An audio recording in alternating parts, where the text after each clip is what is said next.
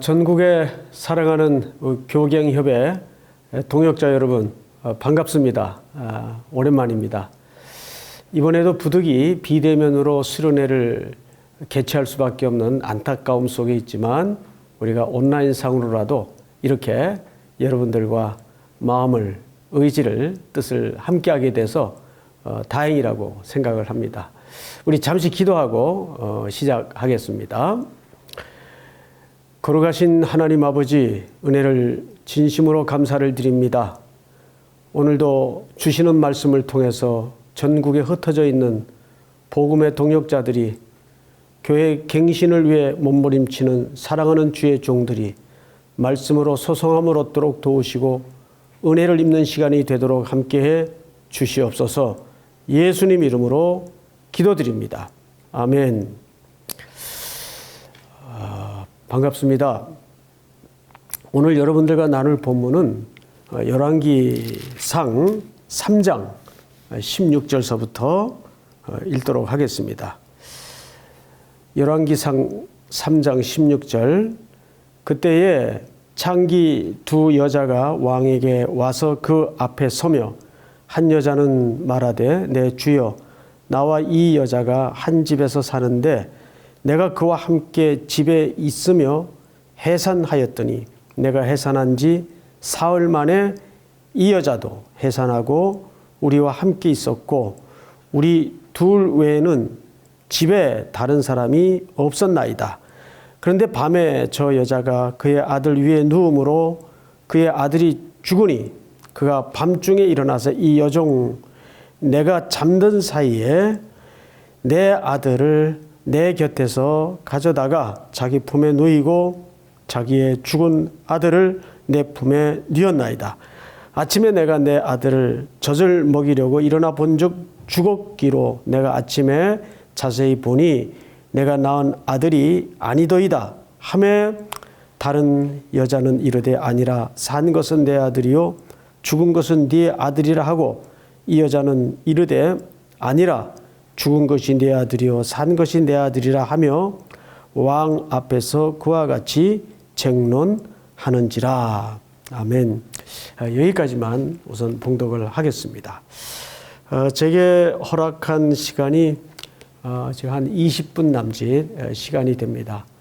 또 온라인으로 말씀을 전하다 보니까 또 시청자 입장에서 또 집중하기가 쉽지 않은 시간이고 해서 좀 설교를 한 20분가량 축약해서 짧게 나누도록 하겠습니다. 이 창기의 이 재판 이야기는 굉장히 잘 알려진 에피소드입니다. 근데 이런 생각 안 해보셨어요? 열왕기라는 책은 상하를 통틀어서 분량을 말하자면 어마어마한 열왕의 역사 기록입니다. 그런데 그 열왕의 역사라는 대하의 역사인데 어째서 이 엉뚱해 보이는 창기의 이야기가 솔로몬의 이야기와 함께 삽입되어 있었을까? 그 배경이 사뭇 궁금해지죠.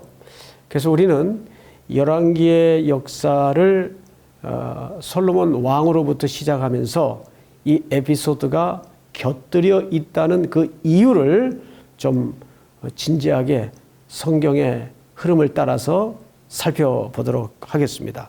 3장 여러분 1절을 보시면 솔로몬이 애굽의 왕 바로와 더불어 혼인관계를 맺어 그의 딸을 맞이하고 다윗성에 데려다가 두고 자기의 왕궁과 여호와의 성전과 예루살렘 주위의 성의 공사가 끝나기를 기다리니라. 여러분, 이 말씀이 무슨 뜻이죠? 솔로몬이 다윗의 뒤를 이어서 이스라엘의 왕이 됐는데 왕이 되자마자 제일 먼저 한 일이 뭡니까? 네, 애굽의 사위가 된 겁니다.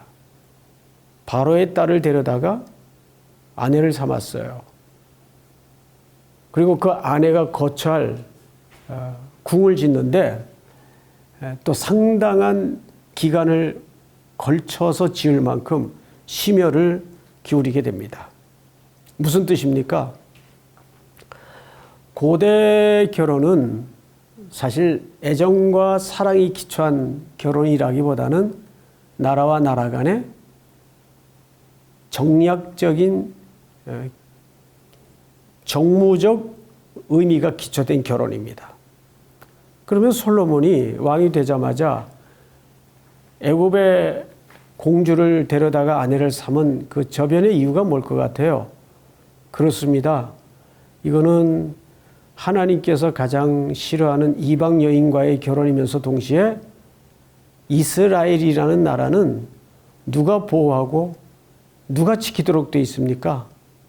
하나님이 보호하시고 하나님이 지키도록 되어 있는데 사실상 그 국가의 안보 경영 모든 의존도를 어디에 걸겠다는 표현이 되죠?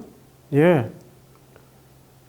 이스라엘이 애굽에 의존해서 애굽의 보호를 받겠다는 표현이 됩니다.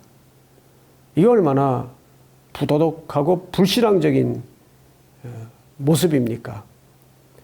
그러고 나서 오늘 이 솔로몬의 재판 이야기가 기록되어 있다는 것을 흐름을 놓쳐서는 안 됩니다.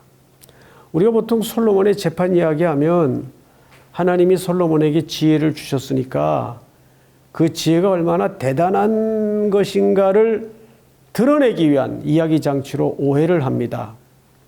그러나 사랑하는 동역자 여러분, 성경은 어디에도 사람의 탁월함이나 사람의 지혜를 드러내기 위해서 메시지를 담은 내용은 없어요. 일관되게 성경은 한 번도 흐트러지지 않았던 관점이 두 가지입니다. 하나님은 어떤 분인가? 두 번째는 그분은 우리를 어떻게 사랑하시는가? 여기에 관심과 초점을 흐트러뜨렸던 적이 없습니다. 그런 기초로 오늘 이 재판의 이야기를 유심히 새롭게 관찰해야 될 필요가 있어요. 자, 우선 아주 희한한 일이 벌어진 겁니다. 한 집에 창기가 둘이 살고 있었는데 거의 비슷한 시기에 각각 아기를 낳았어요.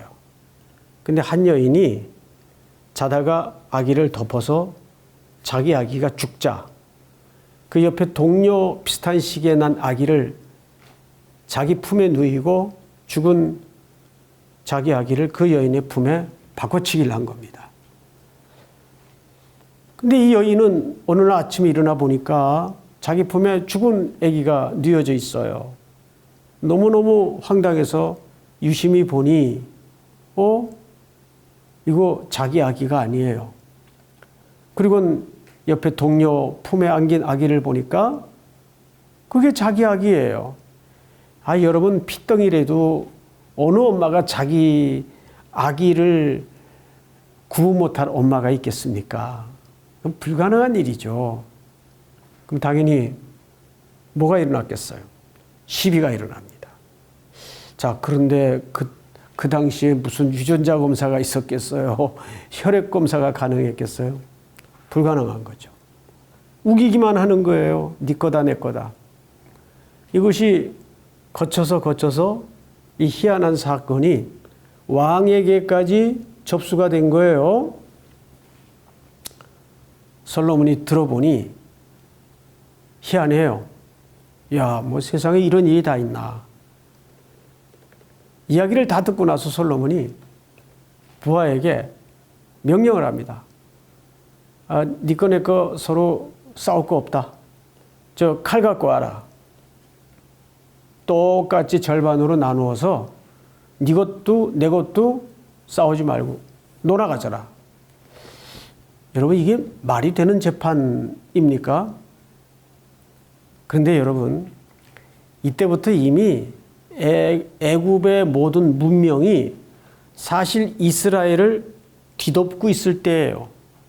애굽의 종교가 이스라엘 속까지 깊숙이 들어와서 이스라엘을 우상 숭배의 현장으로 뒤덮어가고 있을 때입니다. 그만큼 문화, 문명이라는 가치는 우리가 떠밀어낼 수 없을 만큼 위용을 자랑합니다. 그러면 애굽의 지혜가 뭡니까? 애굽의 지혜는 딱 세 가지예요. 합리, 수리, 논리입니다. 이것이 가장 당시 절정을 이루고 있었던 애굽 문명의 세 가지 기초 사고입니다. 합리, 논리, 수리. 오늘도 이 문명의 기초는 인간의 이성을 지배하고 있지 않습니까? 그러면 솔로몬이 꺼내던 이 재판의 방식은 성경적 관점에서 하나님의 가치관이겠습니까? 애굽의 가치관이겠습니까? 예, 애굽의 가치관입니다. 야, 네 것도 내 것도 주장하지 말고 똑같이 절반으로 나눠 가져라. 수리적으로는 논리적으로는 그게 공평한 것 같아요. 이때 아기의 생모가 달려듭니다. 제발 아기만은 해치지 말아 주십시오. 제가 포기하겠습니다. 여러분, 이게 사건의 전말이에요. 그러자 우리는 뒤에 이런 해석과 주석을 붙이죠. 그럼으로써 누가 친엄마인지 드러났다. 야, 솔로몬의 이 지혜의 이 본질을 봐라. 얼마나 대단하고 위대하냐. 그래서 지혜로운 왕 솔로몬 잔뜩 높여놓고 성경을 위대한 인물을 닮으라는 윤리나 도덕적 책으로 만들어버리죠. 과연 그 얘기일까요? 여러분, 오늘 본문 에피소드의 끝부분인 28절, 3장 28절을 보시면 이렇게 되어 있어요. 온 이스라엘이 왕이 심리하여 판결함을 듣고 왕을 두려워하였으니 이는 하나님의 지혜가, 누구의 지혜죠? 하나님의 지혜입니다. 솔로몬의 지혜가 아니에요. 하나님의 지혜예요. 그래서 오늘 이 사건이 하나님의 지혜 속에 어떤 메시지를 담아내고 싶었던 걸까를 우리는 꼼꼼하게 살펴봐야 됩니다. 우선 이 사건을 중심으로 해서 우리 동역자분들에게 한번 물어보겠습니다. 아기의 친엄마인 생모는 아기를 포기했어요. 왜 포기했을까요? 아기를 덜 사랑했을까요? 그렇죠, 여러분. 아기를 살리려면 아기를 포기해야 되는 역설의 환경을 맞은 겁니다. 다시요. 아기를 살리려면 아기를 포기해야 되는 역설적인 상황을 맞은 겁니다. 그러면 이 사건을 통해서 어떤 하나님의 지혜, 어떤 하나님의 마음을 수천 년 전 후에 오늘 독자들에게 말하고 싶었던 걸까요? 또 수천 년 전 독자들뿐만 아니라 그 시대에 어떤 독자들에게 이 글을 처음으로 읽게 했는가가 중요합니다. 이걸 우리는 보통 개론적 접근이라고 하죠. 자, 여러분, 우리 학교 다닐 때 구약개론을 통해서 각 책별로 다 개론 공부를 했어요. 그러면 이 열왕기라는 책은 몇 년도에 기록된 책일까요?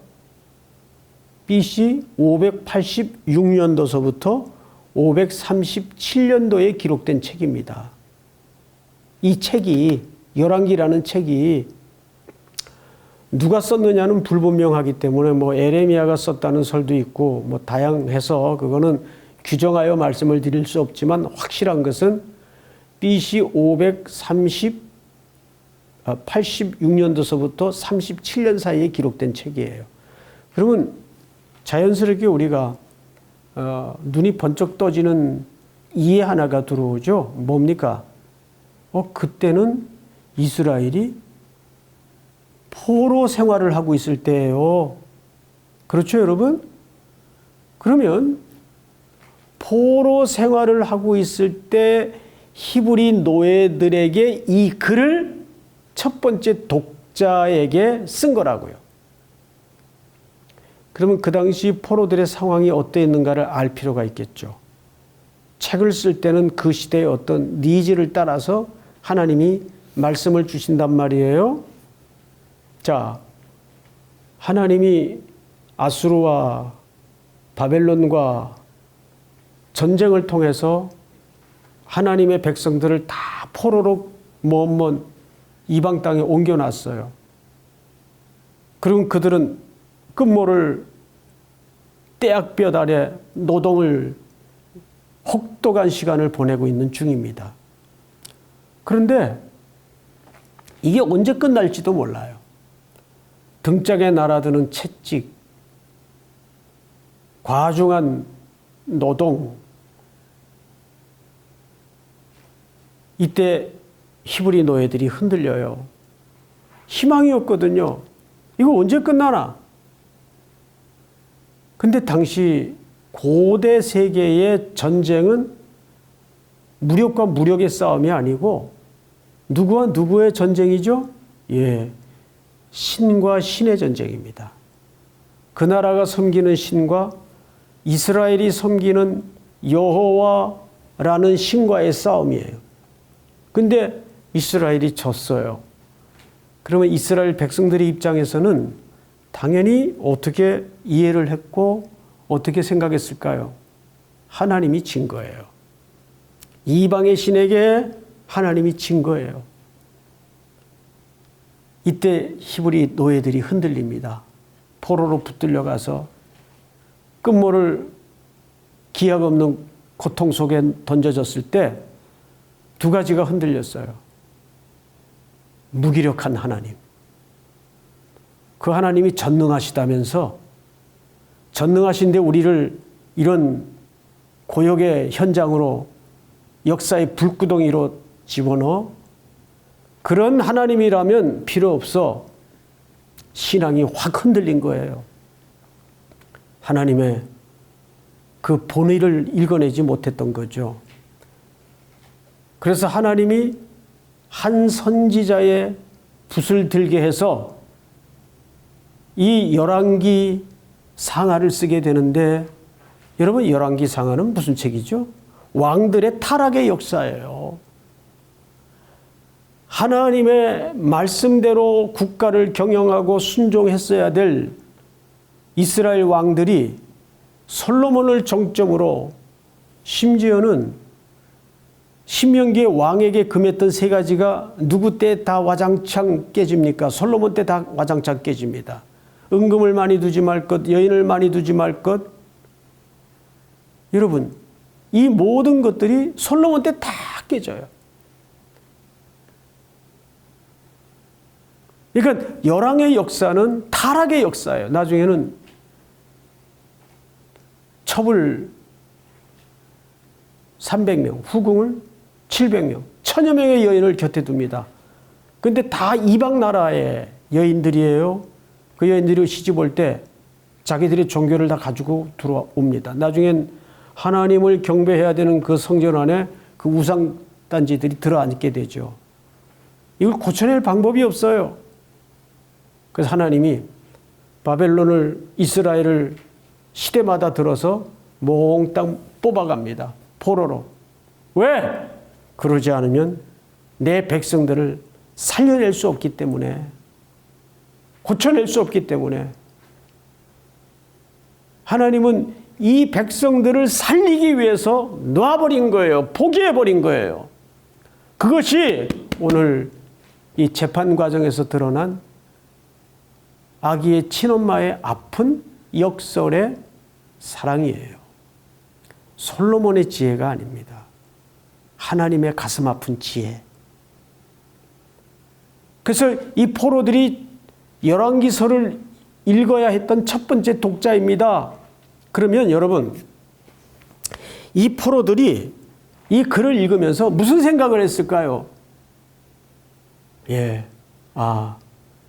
우리가 이 먼 땅까지 포로로 붙들려 와서 이 고역의 역사를 뒤집어 쓰고 있는 것은 우리 조상적부터 하나님이 수많은 선지자들을 통해 경고하고 권고했건만 듣지 않고 우상 숭배와 타락에 해가 뜨고 해가 졌던 죄악을 서슴지 않았기 때문에 하나님이 우리를 고치고 우리를 새롭게 만들기 위해서 먼 나라로 우리를 놓고 포기해야 됐던 하나님의 가슴 아픈 사랑이었구나.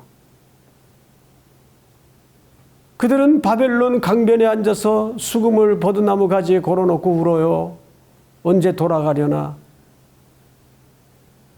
단순히 자기들이 현실적으로 겪고 있던 고통만 아팠던 겁니다. 그 역사의 고통의 현장에 밀어넣었던 하나님의 뜻, 하나님의 마음을 제대로 살피지 못했던 거죠. 그런데 오늘 이 말씀을 통해서, 그래서 예레미야서 6장에 보면 이런 말씀이 있죠. 여호와께서 이와 같이 말씀하시되 너희는 길에 서서 보며 옛적 길, 곧 선한 길이 어디인지 알아보고. 옛적 길, 그것은 하나님의 말씀의 길이에요. 열왕기 하는 상은 전부 신명기 사관이 어떻게 무너지는가. 신명기는 이스라엘 국가 경영 철학의 책입니다.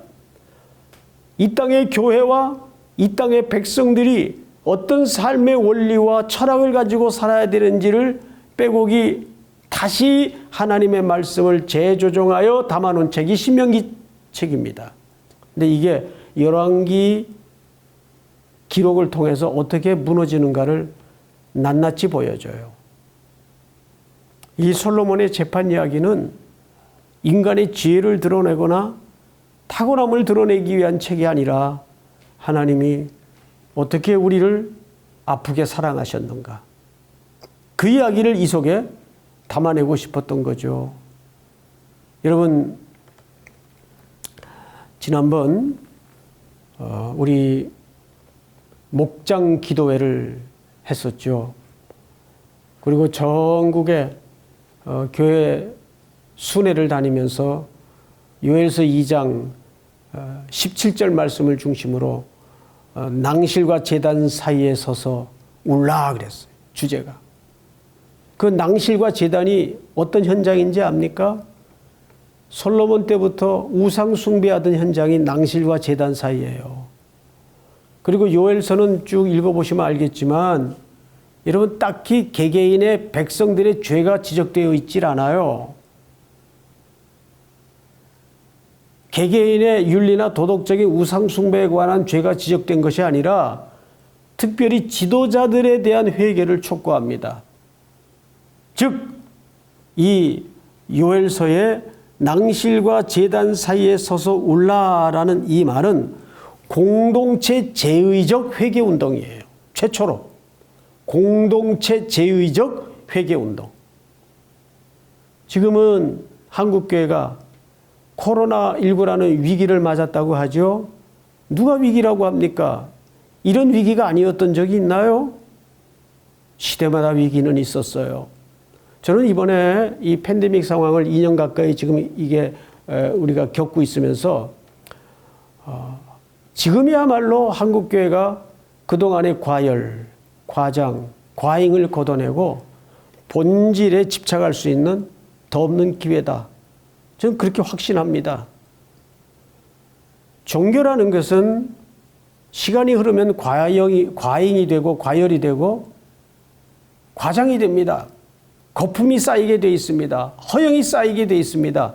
모든 이치가 다 그렇습니다. 근데 지금이야말로 모든 것을 중단시키면서 하나님이 반강제적으로 온 이 땅의 교회들을 향해서 본질에 한번 자신을 비추어 보는 시간을 목회자로서부터 갖게 하는 겁니다. 사랑하는 동역자 여러분, 오늘 이 열왕기상의 재판의 이야기는 하나님의 아픈 사랑의 방식을 우리에게 이렇게 설명하고 있는 거죠. 이 글을 받아든 최초의 독자 바벨론의 포로들은 뭘 했을까요? 회개운동을 합니다. 그때부터 이방 땅에 회당을 만들어 놓고 없던 서기관이라는 직책을 만들어서 말씀을 모국어마저도 잃어가고 있는 이세들에게 그들에게만은 이런 슬프고 고통스러운 역사를 물려줘서는 안 되겠다는 마음으로 말씀 운동을 일으키기 시작합니다. 우리가 결국은 답은 하나밖에 없다. 말씀으로 돌아가야 된다.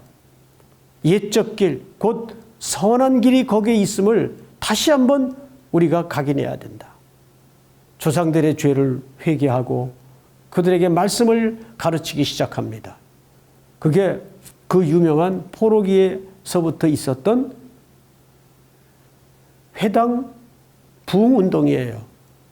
시나고그 무브먼트, 그레이트 시나고그 무브먼트라는 운동이 그때부터 시작이 되고 그들이 포로에서 귀환되자 그 에스라서, 느헤미야서를 통해서 워러게이트 사건, 수문학 광장에서 일어났던 대부흥의 운동이 어느 날 갑자기 일어났던 운동이 아니라 이 포로기에 하나님의 말씀을 붙들고 말씀을 읽으면서 우리의 죄 때문이었구나.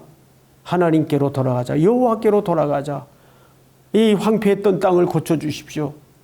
그리고 그렇게 응축되고 압축되었던 것들이 귀환해서 수문학 광장에서 새벽부터 말귀를 알아들을 만한 자들은 다 일어나서 무슨 설교를 한 것도 아니에요. 나무 강단에 서서 하나님의 말씀을 낭독하는데도 눈물을 쏟고 온 백성들이 머리에 죄를 뒤집어 쓰고 회개하는 운동이 일어나지 않습니까? 지금이야말로 다시 한번 우리 교경협이 용기를 내서 움츠러들지 말고 개혁의 가장 핵심 가치는 결국 하나님의 말씀일 수밖에 없어요. 이 말씀 붙잡고 다시 한번 전진할 수 있는 복음의 동지들이 될 수 있기를 주의 이름으로 축복합니다. 감사합니다.